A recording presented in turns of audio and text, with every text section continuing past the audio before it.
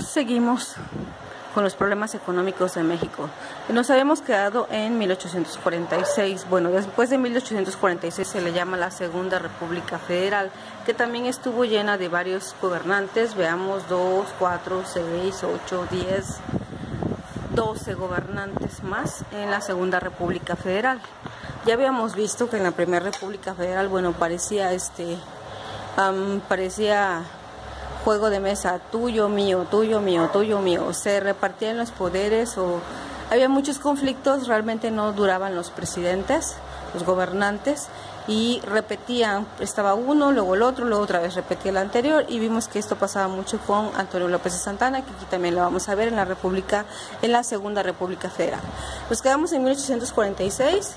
Sigue José Valeriano Salas, en ese mismo año también Valentín Gómez Farías, también luego después en 1847 otra vez Antonio López de Santa Anna, luego en 1847 mismo año Pedro María Anaya, 1847 también otra vez Antonio López de Santa Anna.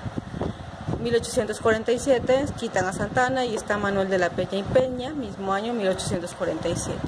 Pedro Anaya en 1848, Manuel de la Peña y Peña otra vez en 1848, José Joaquín Herrera, que ya había estado de 1848, que ya duró un poquito más, hasta el 1851, Mariano Arista, 1851, Juan Bautista Ceballos, 1853, Manuel María Lombardi, 1853. Con esto se termina la Segunda República Federal, porque después vuelve a poder otra vez Antonio López de Santa Anna, pero esto fue un periodo que se le llamó la dictadura, ya que aquí solamente estuvo él, del 1853 a 1855. En esta época, ¿qué hubo de bueno? Porque todo lo que pasaba, la verdad, no era nada bueno. Lo único positivo en esta época fue el himno nacional, que ya se oficializó de 1853 a 1855, mientras estaba Antonio López de Santa Anna. Después de este periodo de dictadura, ¿qué viene? Lo que vamos a ver después, que es la reforma.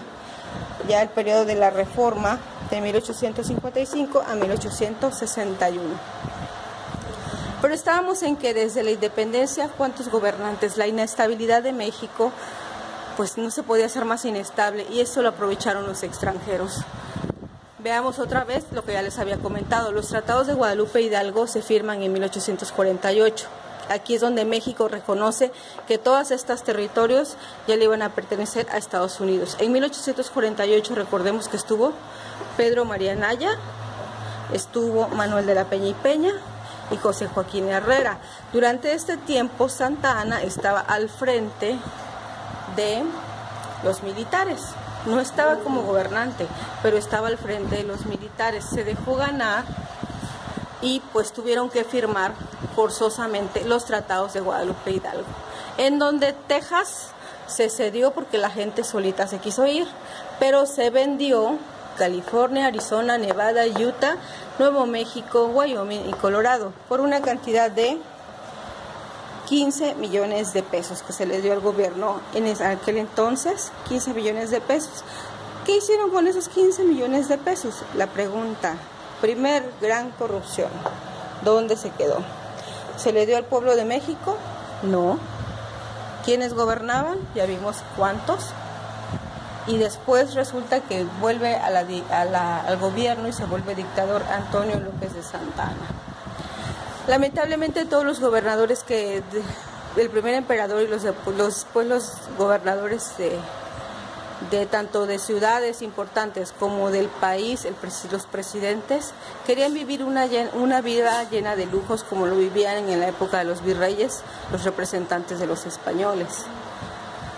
Se sentían con derechos importantes, pero aquí algo interesante es que había muy poca actividad económica en México, la agricultura, la ganadería, había minería, pero pregúntense, yo me pregunto, ¿qué hicieron con esos 15 millones de pesos? Primer gran corrupción. Fíjense que desde esa época México ya tenía deudas, por lo mismo que no había producción económica y había guerras por todos lados, guerrillas. El poder se peleaba y se quitaban a unos, se subían otros, se quitaban unos, se subían otros, pues la situación económica en el país no era nada buena.